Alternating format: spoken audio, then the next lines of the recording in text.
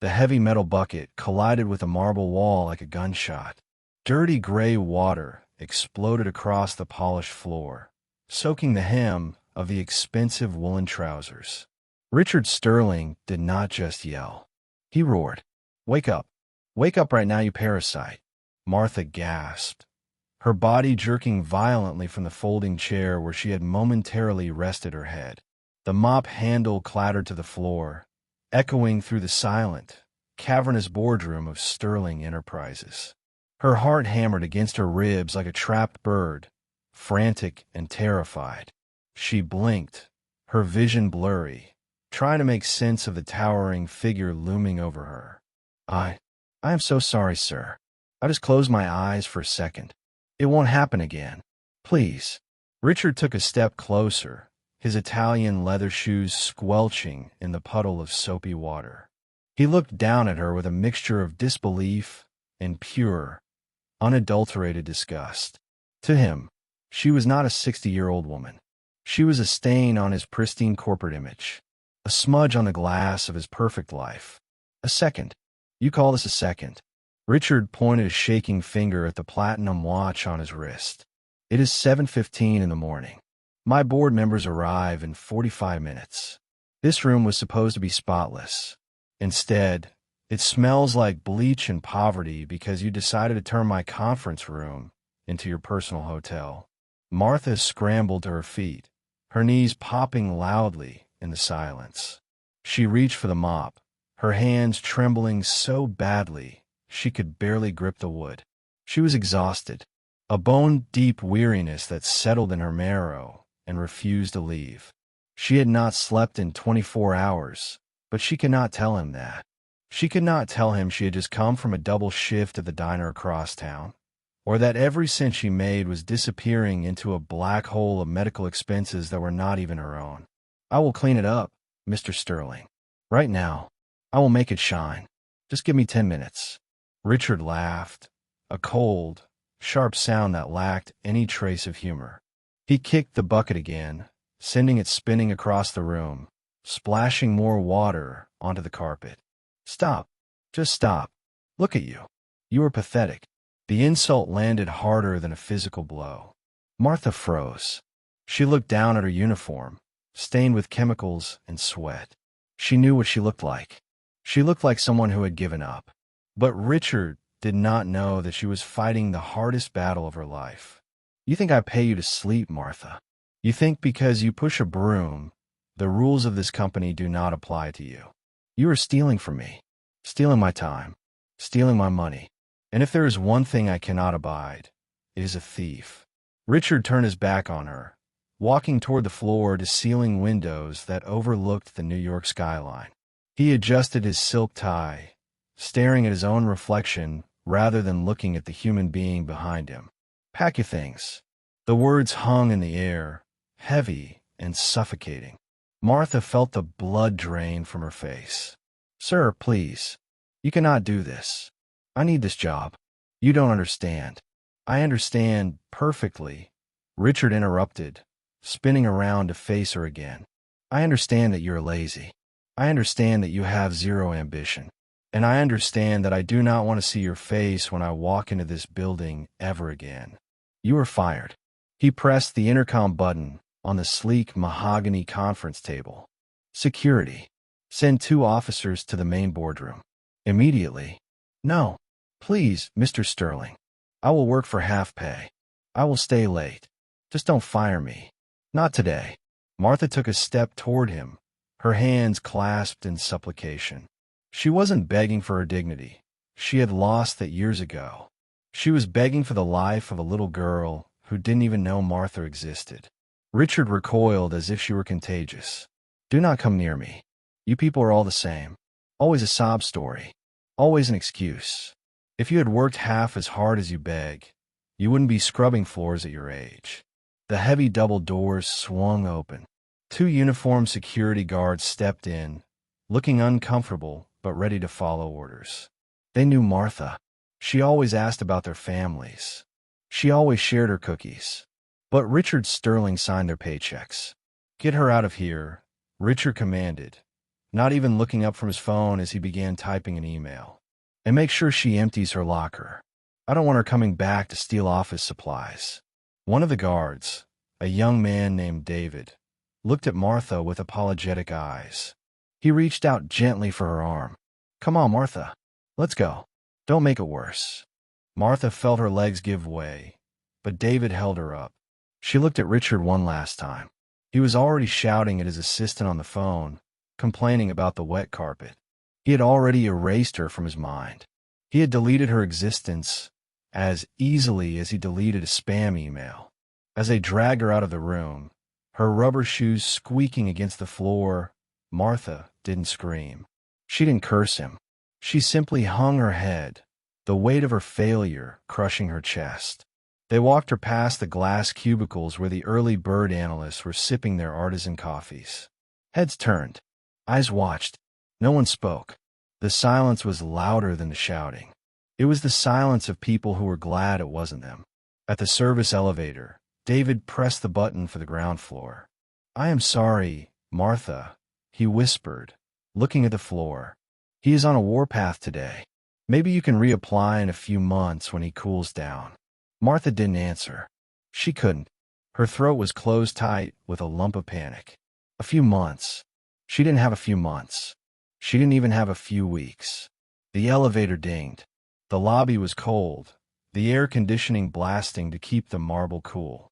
David walked her to the revolving doors and stopped. Take care of yourself. Martha.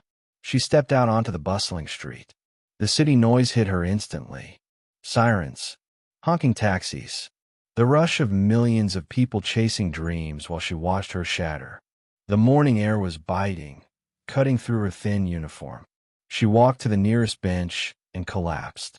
People walked around her, their eyes glued to their phones, stepping over her feet as if she were just another piece of city debris. With shaking hands, she reached into the pocket of her apron. She pulled out a crumpled, white piece of paper. It wasn't a grocery list. It wasn't a lottery ticket. It was a payment receipt from St. Jude's Research Hospital. She smoothed it out against her knee. The ink was fading, but the numbers were clear. $500. It was everything she had made last week. Every single penny. She traced the name printed at the top of the patient file. Lily Sterling. Martha closed her eyes, tears finally spilling over her cheeks. She had just been fired by the man whose daughter she was starving herself to save.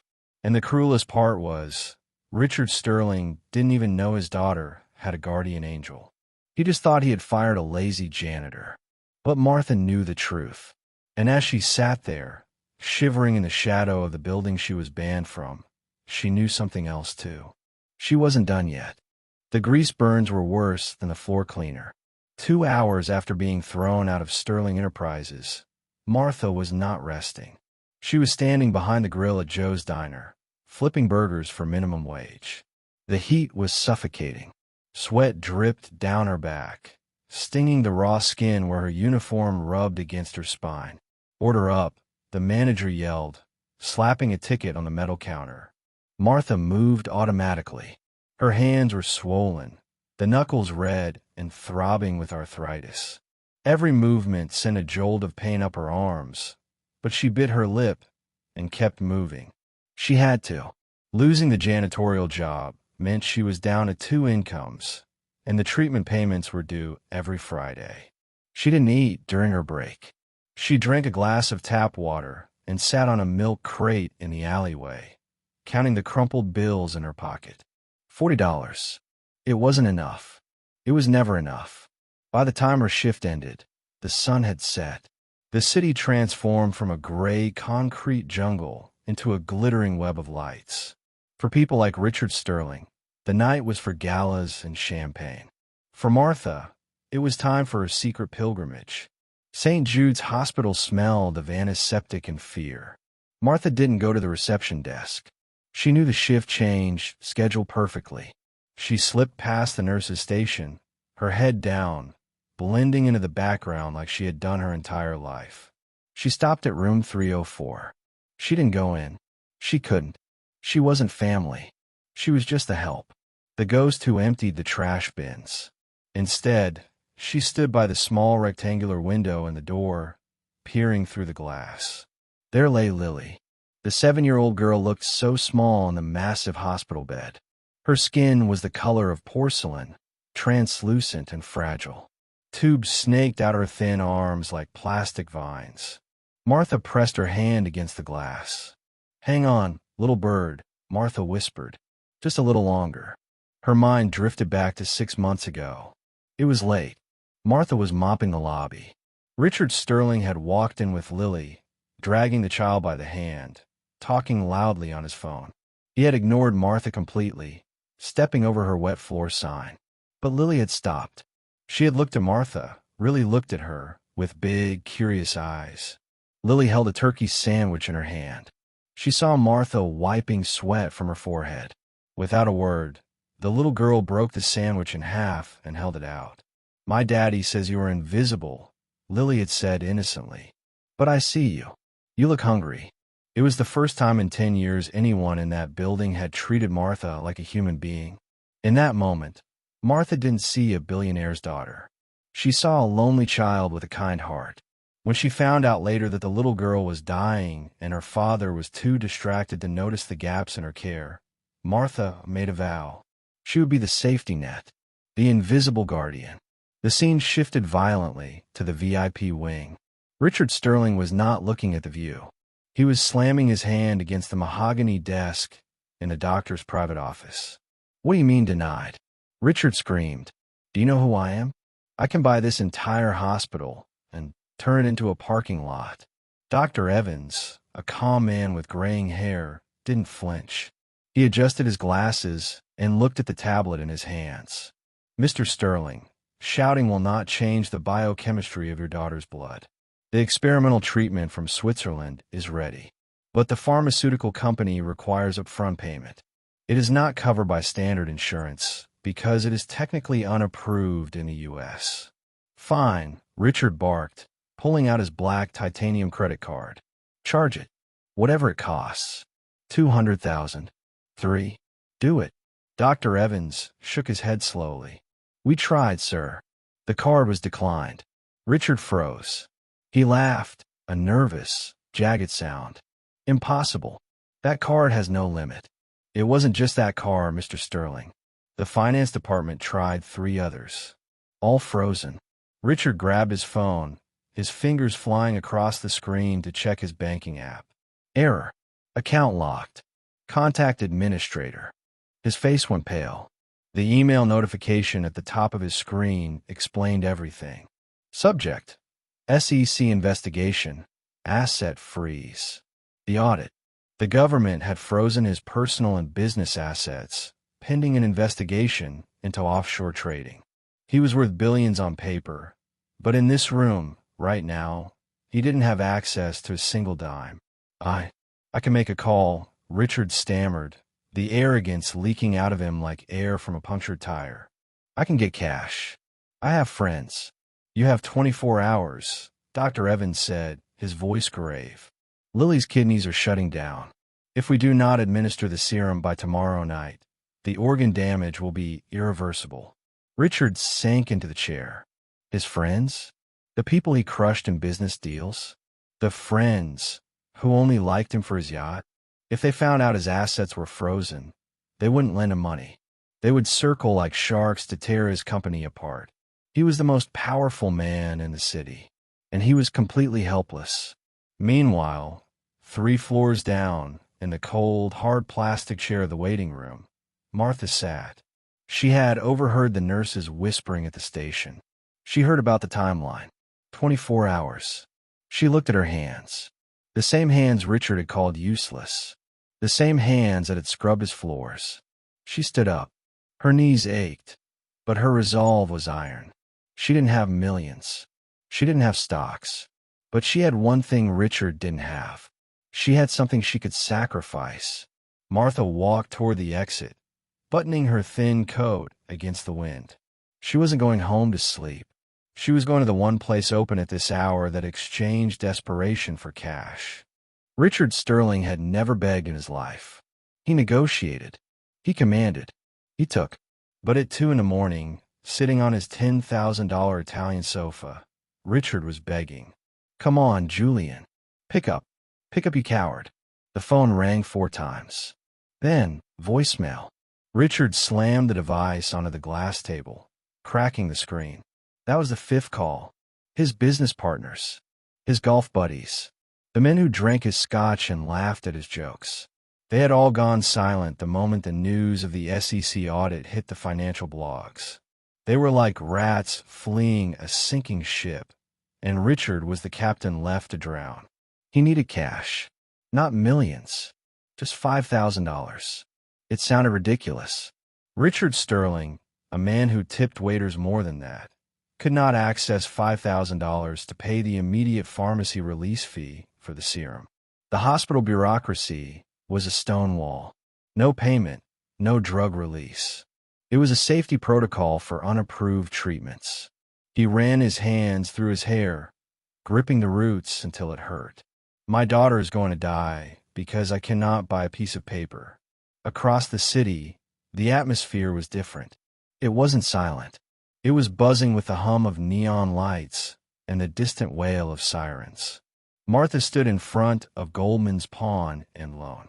The sign flickered, casting a sickly yellow light on her pale face.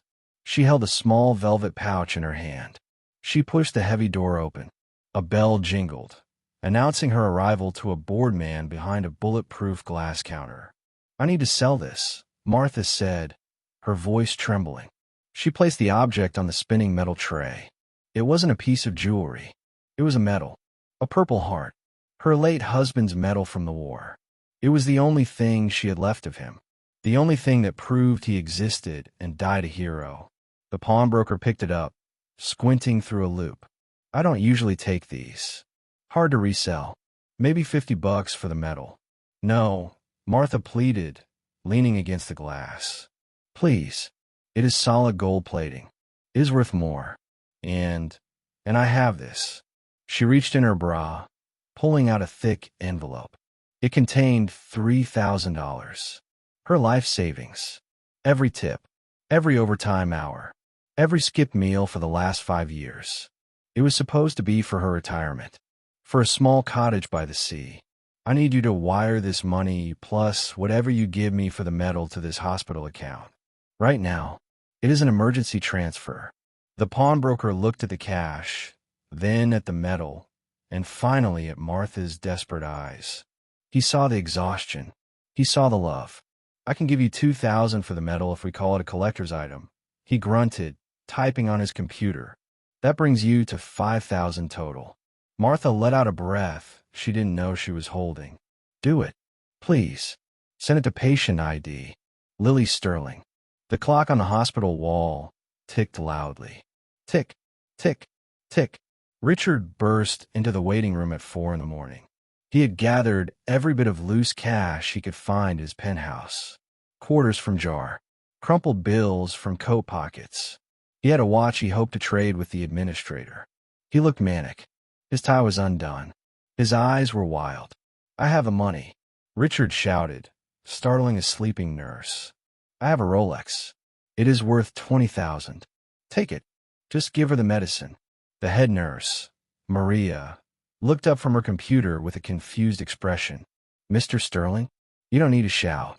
Take it." Richard shoved the watch across the counter. "Mr. Sterling, stop," Maria said firmly. The payment just cleared. Richard froze. His arm hung in midair. "What?" "The pharmacy released the serum 10 minutes ago. The electronic transfer came through. $5,000. The balance is settled for the initial dose." Richard blinked, his brain unable to process the information. That is impossible. My accounts are frozen. I didn't send anything. Who paid it?" Maria clicked a few keys on her keyboard. It was an anonymous transfer via a pawn shop downtown, but the depositor left a note attached to the file. Richard leaned over the counter, his hands shaking. "What note?" Maria squinted at the screen. "It says, 'The invisible ones see everything.'" Richard felt a chill run down his spine. The invisible ones. The phrase echoed in his mind. He had heard that before. Suddenly, A commotion by the automatic doors broke the trance. "Help! Someone call a code." She collapsed. Richard turned around. Two orderlies were rushing toward the entrance. A woman lay on the floor, soaked to the bone, a puddle of rainwater forming around her. She had walked all the way from the pawn shop because she didn't have money for a cab. Richard stepped closer, curiosity pulling him toward the scene. The orderlies rolled the woman onto a stretcher. Her head lolled back, revealing her face. Richard stopped breathing. It was the janitor. It was the woman he had kicked out. The woman he had called a parasite. The woman he had accused of stealing his time. She was pale, her lips blue from the cold. Her hand fell off the side of the stretcher, and as it swung, a piece of paper fluttered to the floor. Richard walked over, his legs moving on their own accord. He picked up the paper. It was a receipt from the pawn shop. Items sold: purple heart medal. Amount transferred: $5,000. Beneficiary: Lily Sterling. The world stopped. The hospital sounds faded into a dull roar. Richard looked from the paper to the woman being wheeled away into the ER. She didn't steal from him. She had sold her past to save his future. "Oh God," Richard whispered, his voice cracking. "What have I done?" The realization hit him like a freight train. The lazy woman wasn't sleeping because she was bored. She was sleeping because she was dying for his daughter. Richard stood frozen in the middle of the hallway. The chaos of the emergency room swirled around him. Doctors shouting, gurneys rolling, alarms blaring. But he heard none of it. All he could hear was the echo of his own voice. "You are a parasite. You are stealing my money." He looked down at the woman on the stretcher. The doctors had cut open her gray uniform to attach EKG leads to her chest. Richard stared. He expected to see the body of a lazy woman. Instead, he saw ribs. He saw skin stretched tight over bone. He saw a road map of scars on her arms, burns from fryers, cuts from scrubbing wire, bruises from lifting heavy boxes. "She is starving," a resident doctor shouted, checking Martha's vitals. "Severe dehydration. Malnutrition. Her heart is under immense strain." Who is this woman? Does anyone know her? Richard opened his mouth, but no sound came out. He felt like he was choking on ash. I know her," he finally whispered. He didn't just know her. He had destroyed her. Richard walked to the administration desk like a man walking to the gallows. He slapped the receipt onto the counter. "Pull up the payment history," Richard commanded. His voice was not the boom of CEO anymore. It was hollow. "Pull up the donor history for Lily Sterling." "Now." The nurse typed quickly. A spreadsheet appeared on the screen. It wasn't just tonight's $5,000. There were dozens of entries. $50, $20, $10. Every Friday. For 6 months. "Who is anonymous?" Richard asked, pointing at the screen. The nurse checked the metadata. "It is linked to a cash deposit made at a kiosk in the subway station. It is small amounts, sir. Usually in change or small bills. It looks like someone emptying their pockets every week." Richard gripped the edge of the desk. The room spun. She didn't just save Lily tonight. She had been paying for the dialysis copays for half a year. While Richard was buying Italian suits and shouting about efficiency, Martha was taking $50 from her grocery budget to keep his daughter alive. Why? Richard whispered to himself. Why would she do this? A door opened down the hall. Dr. Evans stepped out, looking relieved. He spotted Richard and smiled. "Mr. Sterling, good news. The serum is working. Lily's levels are stabilizing. She is waking up. She's asking for you." Richard should have felt joy. He should have run to his daughter. But his feet were lead. He looked at the doctor, then back at the trauma room where Martha lay unconscious. "Doctor," Richard said, his voice trembling. "That woman in there. The one who collapsed." Dr. Evans glanced at the ER. "Ah, the Jane Doe. Yes. It is touch and go. She has worked herself into the ground.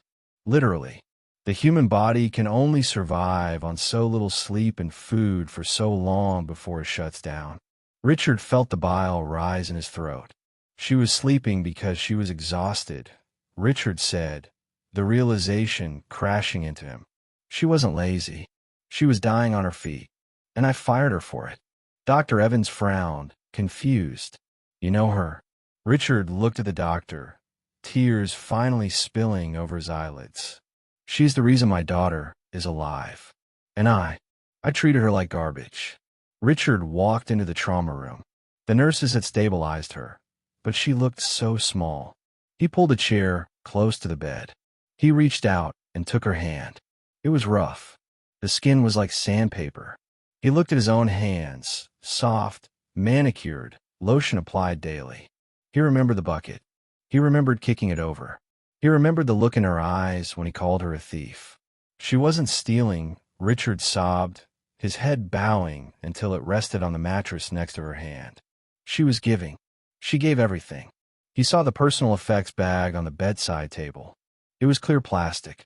Inside, there was only one thing besides her uniform, a small, laminated photo of a young soldier. On the back, written in shaky handwriting, "Be brave like he was." Richard squeezed his eyes shut. He had stripped a hero of her dignity. He had judged a book not just by its cover, but by the dust on its jacket. The monitor beeped steadily. Beep, beep, beep. Suddenly, the rhythm changed. Beep, beep, beep.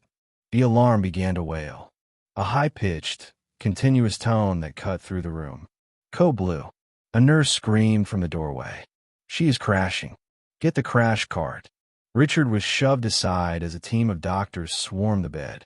Charged to 200. Clear. Thump. Martha's body arched off the mattress. No, Richard screamed, reaching out. Don't you dare die. Do not let her die. I haven't fixed it yet. Charged to 300. Clear. Thump. Richard stood pressed against the wall, watching the flat green line on the monitor. The silence between the shocks was the loudest thing he had ever heard. It was the sound of his own conscience screaming at him. He had fired her. He had humiliated her. And now, as his daughter breathed her first breath of health down the hall, the woman who paid for it was taking her last. Come on, Martha. Richard yelled, tears streaming down his face, ignoring the shocked looks of the medical staff. Fight, please. Beep, beep, beep. The sound was faint at first. Then it grew stronger. We have a pulse, the doctor announced, wiping sweat from his brow. It is weak, but she is back. Richard Sterling collapsed against the wall, sliding down until he hit the floor. He buried his face in his hands and wept. He didn't care that his Italian suit was ruining. He didn't care that the nurses were staring. For the first time in 40 years, Richard Sterling was not thinking about profit margins. He was thinking about a miracle he didn't deserve. 3 days later, the sun filtered through the blinds of room 304. It wasn't the harsh, blinding light of the corporate office. It was soft, golden, healing. Martha opened her eyes. Her head felt heavy, but the pain in her chest was gone. She blinked, trying to focus. The first thing she saw was not a mop. It was not a bucket. It was a vase of white lilies. Hundreds of them, filling every corner of the room. And sitting in the uncomfortable plastic chair next to her bed was a man. He was asleep.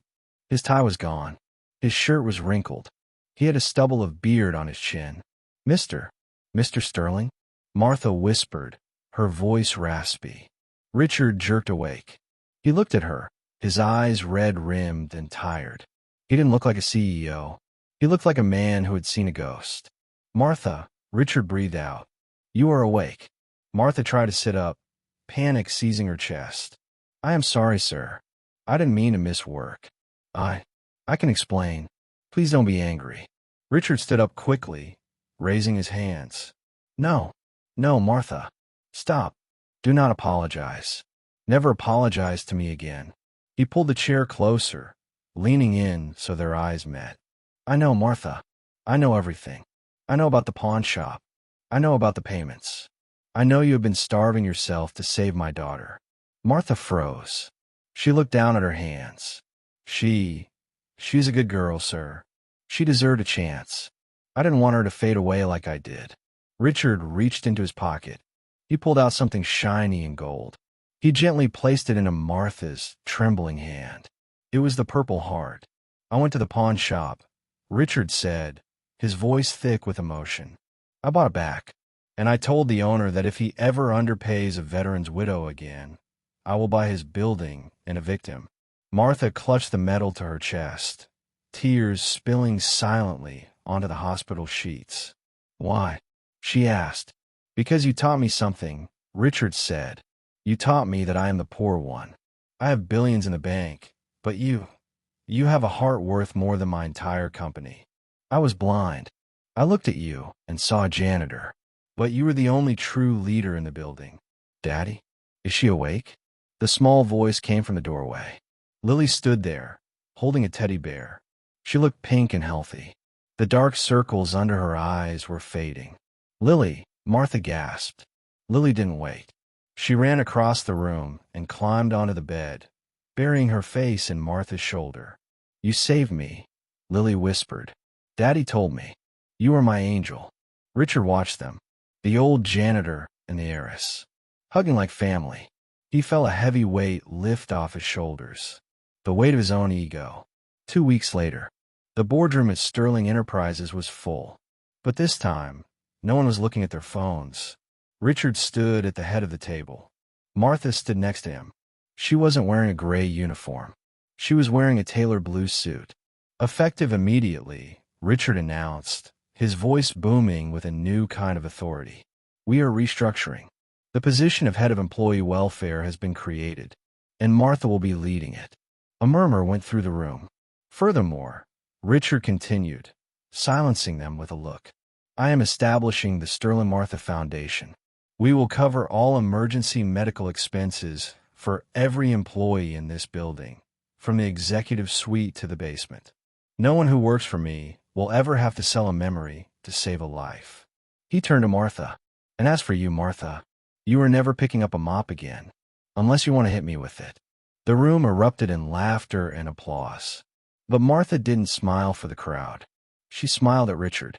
A genuine, warm smile. Thank you, Mr. Sterling. Please, Richard said, bowing his head slightly. Call me Richard. You earned it. Richard thought he was the master of the universe because he signed the checks. But in the end, he learned the most expensive lesson of his life. You can measure wealth in dollars, but you can only measure worth in kindness. The woman he tried to throw away became the anchor that saved his soul. And sometimes, the person cleaning the floor is the only one standing tall enough to see the truth.